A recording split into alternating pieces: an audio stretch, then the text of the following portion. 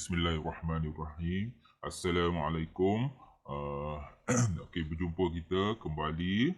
Okey, untuk penerangan untuk bab 9 iaitu dasar luar Malaysia. Okey, bagi yang mengikuti video saya yang sebelum ni iaitu daripada bab 9 juga iaitu 9.1 dan 9.2. Okey, harap awak faham apa yang saya terangkan. Okey, dan untuk kali ini cikgu akan terangkan untuk 9.3 dan juga 9.4 iaitu yang merangkumi yang sebelum ni cikgu dah terangkan yang ni.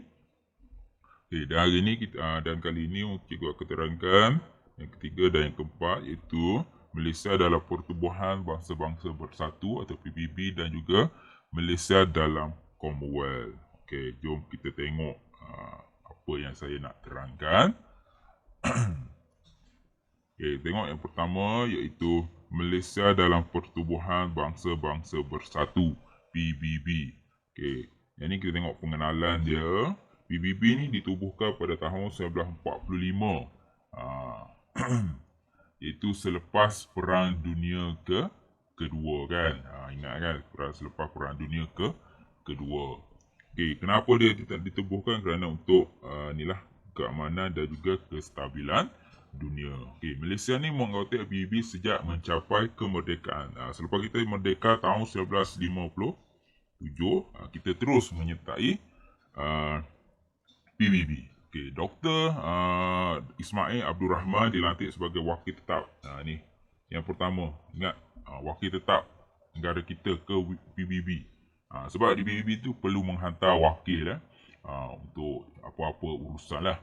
Okay, penglibatan Malaysia ini dilakukan untuk mendukung piagam PBB, menyokong serta menyertai agensi PBB. Okay, penglibatan dalam PBB ini menjadi bukti jelas komitmen Malaysia untuk bekerjasama dan mewujudkan keamanan pada peringkat dunia. Okay, tengok yang sebenarnya itu penglibatan Malaysia dalam PBB. Penglibatan Malaysia ni memang memberikan komitmen yang dan kerjasama yang penuh lah. Hal ini sebagai sejajar dengan pendirian Malaysia dalam soal antarabangsa iaitu hidup secara aman. Hidup bersama secara aman. Dan komitmen ni dan kerjasama ni dapat dilihat oleh 4 perkara bagi menyokong piagam PBB. Itu terlibat dengan agensi di bawah PBB, memberi sumbangan untuk misi pengamanan, membenarkan rakyat Malaysia terlibat dalam agensi PBB.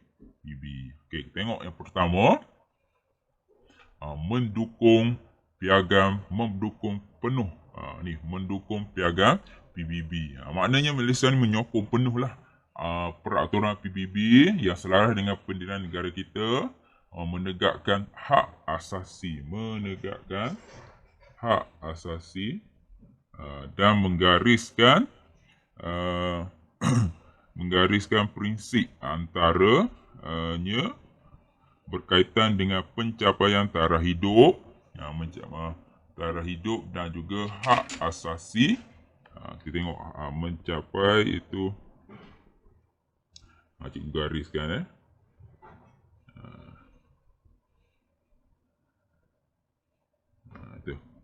itu mencapai taraf hidup dan hak asasi manusia untuk semua tanpa membezakan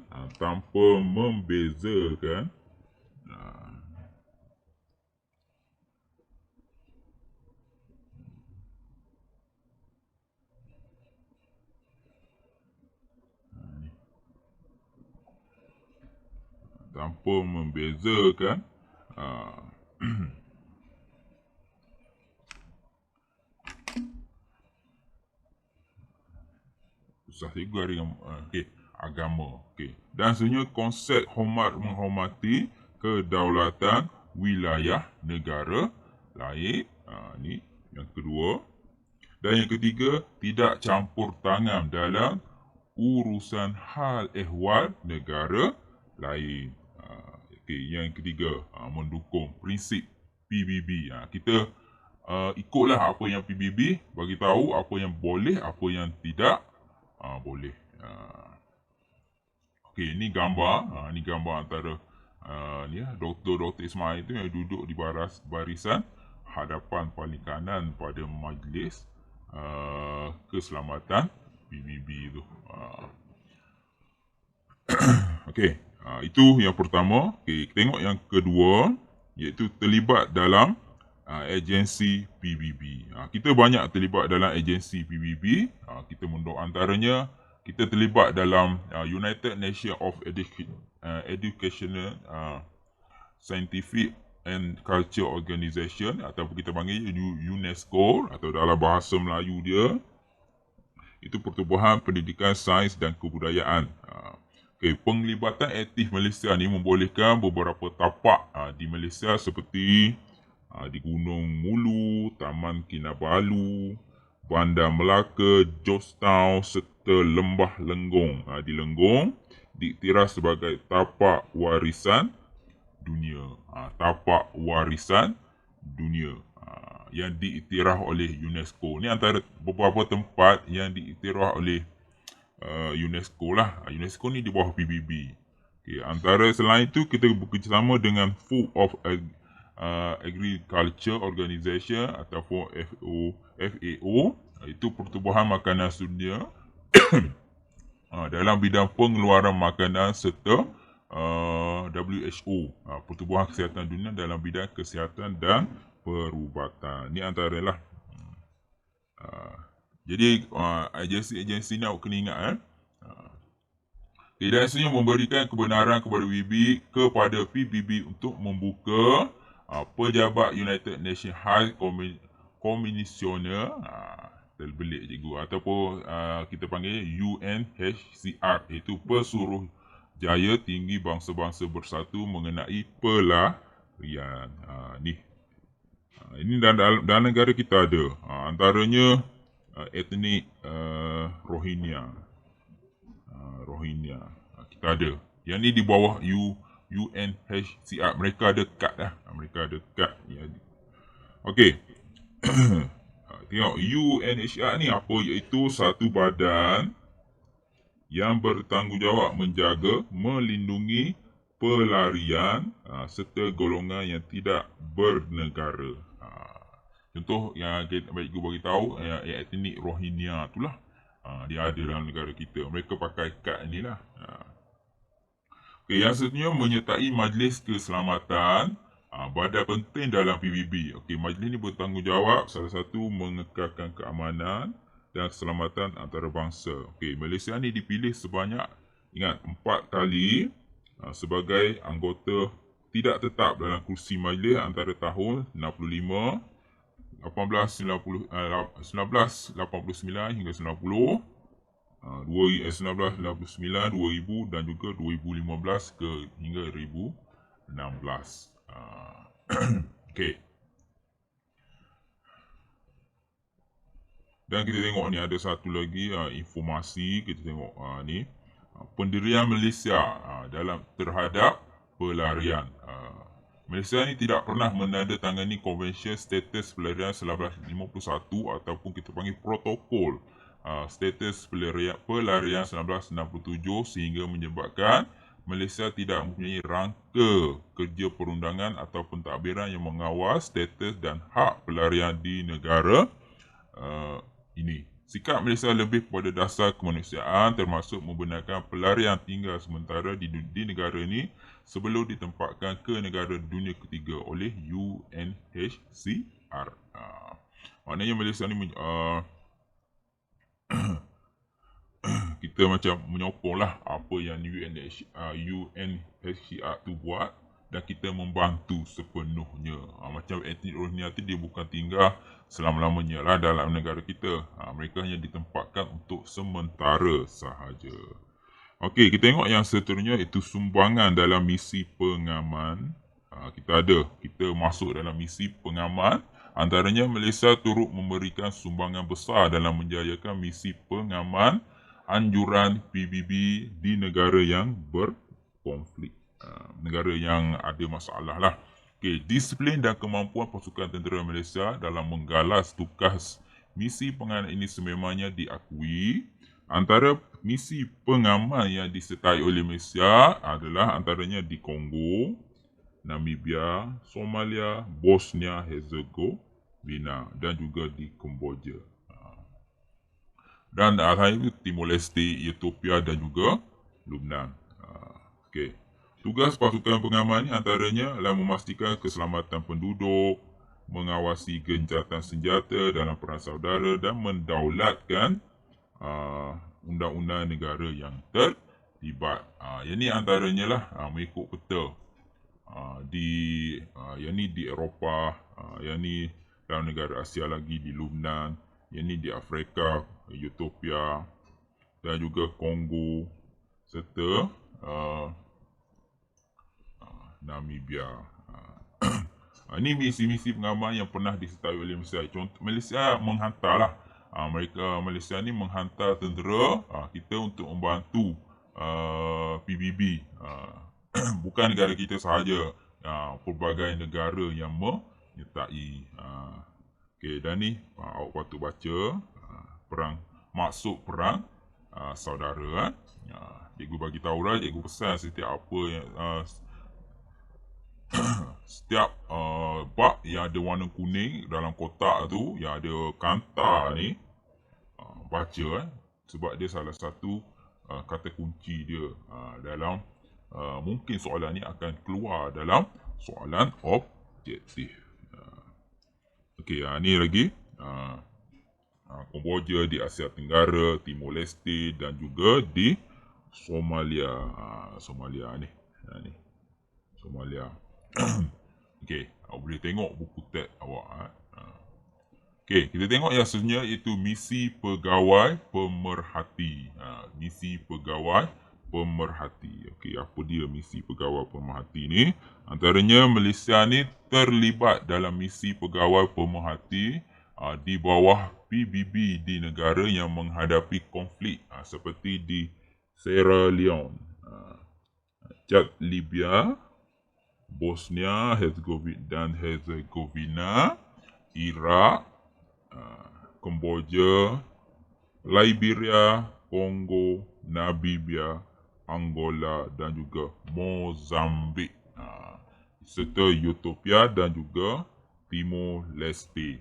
Okay, tugas pegawai pemerhati ni antaranya termasuk tugas dia adalah membantu pentadbiran dan juga pengurusan serta memberikan latihan teknikal dan menjadi juru bahasa. Okey, itu antara tugas dia. Dan ni peta ni akan menunjukkan negara-negara yang terlibat dalam negara-negara yang pernah yang terlibat dan yang pernah disertai oleh Malaysia. Yang ni contoh di antaranya Sahara Barat, Sierra Leone, Liberia, Kongo, Angola, Namibia,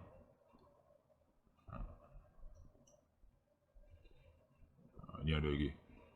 Okay, dan juga Bosnia, Iraq, Kemboja, Mozambik, Ethiopia dan juga Timor Leste. Okey, itu dari segi misi pemerhati, negara yang terlibat dan apa yang misi pemerhati ni perlu buat. Itu awak perlu take note. Okey, ni antara tokoh Malaysia dalam agensi PBB. Tokoh Malaysia dalam agensi PBB. Selaku anggota PBB yang prihatin lah, penglibatan Malaysia bukan sekadar menyuarakan pandangan dalam forum dan persidangan PBB atau terlibat dengan misi pengaman, malah negara kita turut berbangga dengan kejayaan yang dibawa oleh anak Malaysia dalam badan tersebut. Ini antaranya yang pertama,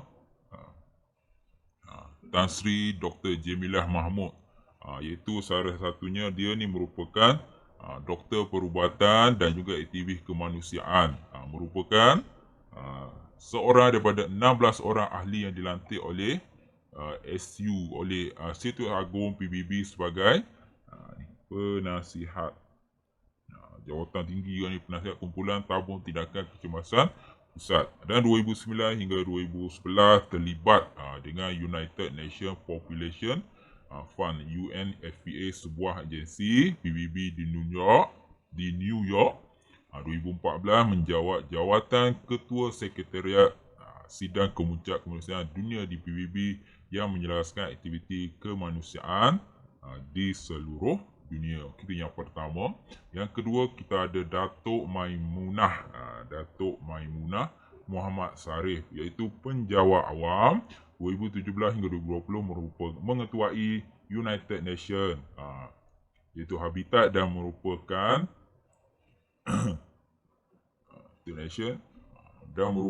wanita pertama di Asia menjawat jawatan tersebut. UN Habitat ni dia mengetuai ini. Tengok Habitat tu apa pula. Okay, dianggap sebagai agensi paling aktif di dunia yang memberikan tumpuan kepada kehidupan bandar yang mapan serta populasi dunia berkembang dengan pesat. Okey, dan yang ketiga, Tan Sri Razali Ismail, tokoh diplomat, iaitu 1990 hingga 1992 mengetuai delegasi Malaysia ke Mesyuarat United Nations Development Program UNDP, dan 1991 dilantik sebagai Naib Presiden Majlis Ekonomi Sosial PBB, kita panggil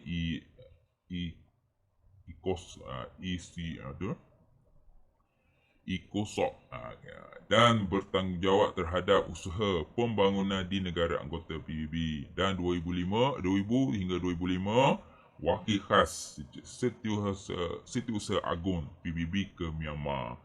Ni antaralah tokoh yang terlibat dalam agensi PBB. Kita ada anak-anak Malaysia. Jadi awak ingatlah nama-nama ni mungkin akan ditanya dalam soalan objektif ataupun soalan struktur. Dan yang ada lagi, dua orang lagi, iaitu Dr. Jomo Kwame Sundaram, iaitu ahli akademik.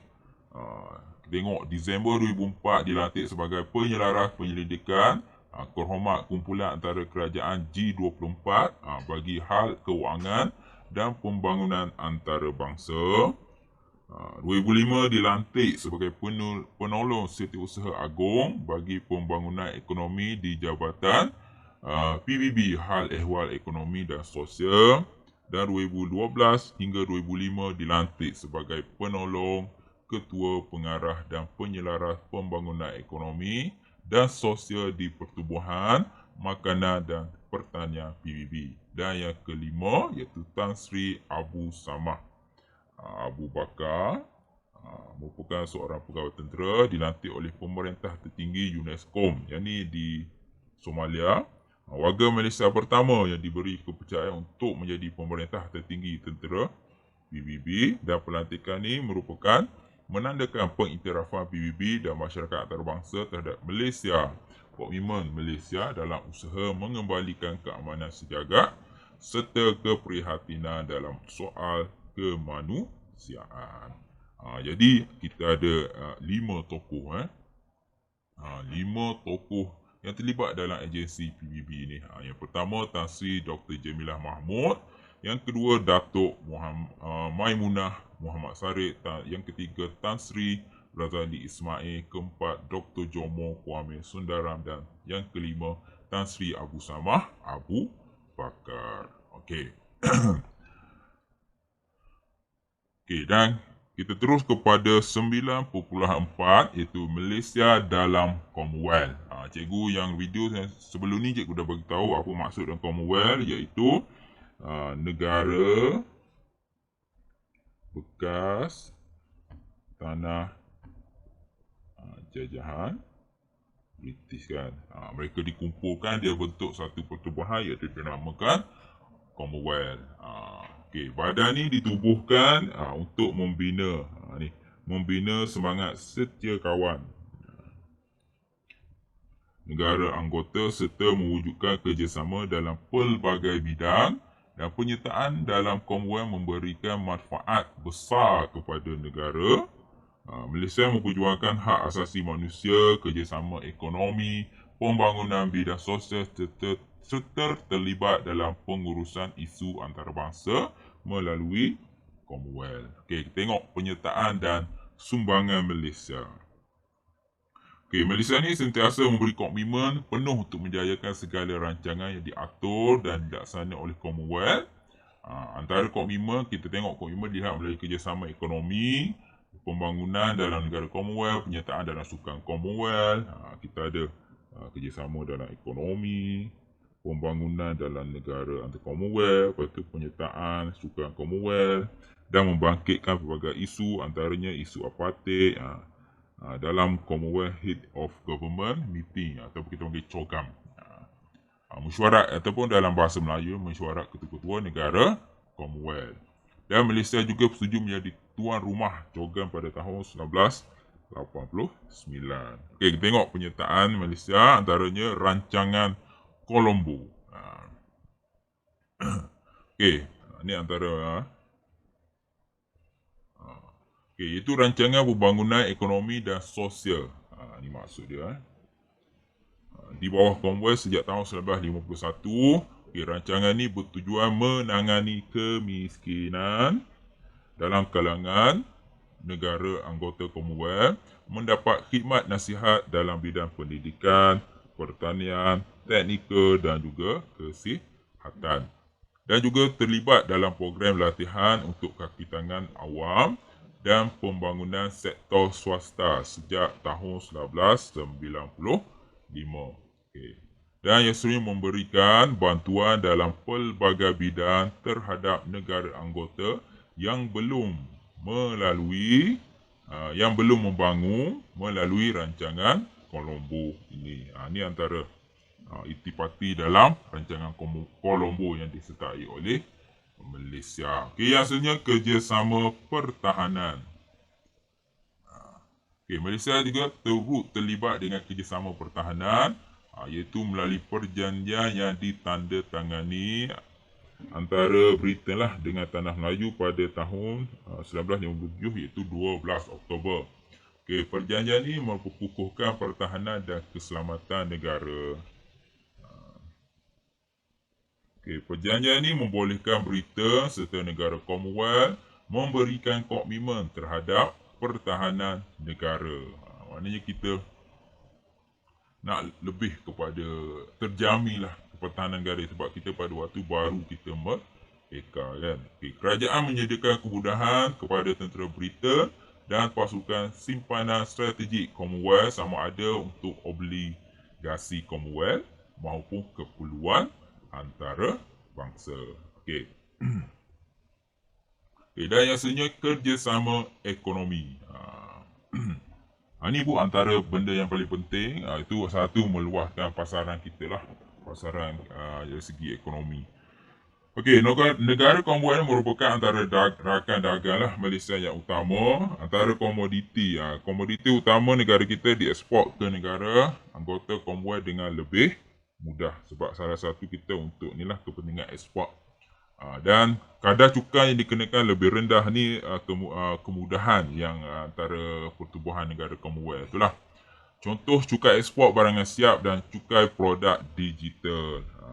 Pelbagai kemudahan turut disediakan seperti kemudahan kredit, bantuan dana Commonwealth, pelaburan. Biasanya pelaburan daripada negara Commonwealth juga penting kepada pembangunan ekonomi. Lepas tu kita berikan kemudahan mengajak negara-negara Commonwealth untuk melabur dalam negara kita. Okey, dan yang seterusnya penentangan dasar apartheid. Penentangan dasar apartheid. Okey, dasar apartheid ini menjadi isu paling menarik lah dalam perhatian Commonwealth. Apartheid ni awak ingatlah berlaku di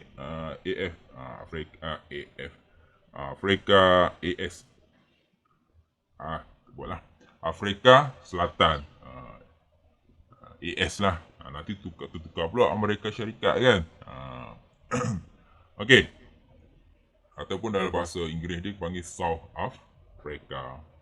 Okey, dasar apartheid ni menjadi isu yang menarik lah dalam perhatian Commonwealth. Malaysia turut lantang menentang dasar ni. Dasar ni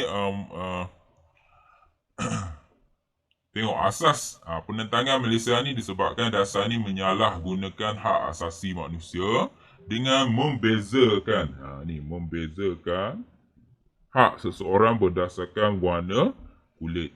Dan ketegasan Malaysia dalam bersama-sama negara lain menyuarakan isu ni dalam Commonwealth menyebabkan Afrika Selatan menarik diri daripada Commonwealth. Menarik diri?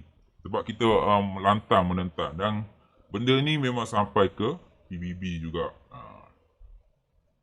Okay, yang sebenarnya mesyuarat ketua-ketua negara Commonwealth ataupun kita panggil dia COGAM. Malaysia turut terlibat dalam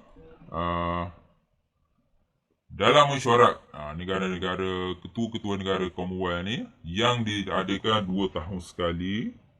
Persidangan ni bagi membincangkan isu semasa antarabangsa yang berkaitan dengan negara anggota.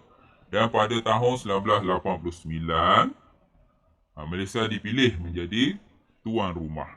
89 tuan rumah. Okey, dan yang sebenarnya Commonwealth. Yang ni rata-rata pelajar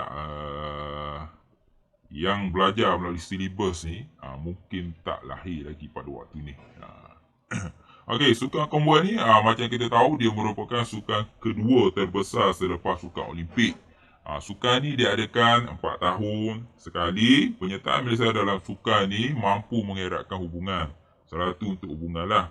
Dan pencapaian kita dalam sukan ni telah mengharukan nama negara. Dan kita pernah menjadi tuan rumah pada tahun 1998. Sebab tu cikgu bagi tahu tadi. Mungkin awak tak lahir lagi tahun 1998. Sebab waktu tu kita menjadi tuan rumah buat pertama kali dah. Okey. Okay, itu antara benda-benda yang perkara-perkara yang terlibat, yang kita libat ataupun sumbangan yang kita berikan kepada pertubuhan Commonwealth. Dan yang ni berkenaan dengan dasar apartheid. Baca kalau boleh baca informasi-informasi yang ada dalam petak warna kuning ini. Okey. Okey, dan tamat untuk 9.4. Cikgu dah terangkan awak daripada 9.3 hingga 9.4 dan saya harap awak faham. Dan jika apa-apa ada permasalahan, tak faham, nak tanya berkenaan dengan apa-apa tajuk dengan lebih lanjut, boleh PM saya ataupun tulis di ruangan komen. Okey, dan sampai di saja, dan cikgu akan sambung untuk tajuk yang seterusnya di video yang seterusnya. Okey. Dan saya ucapkan sekian terima kasih dan juga Assalamualaikum.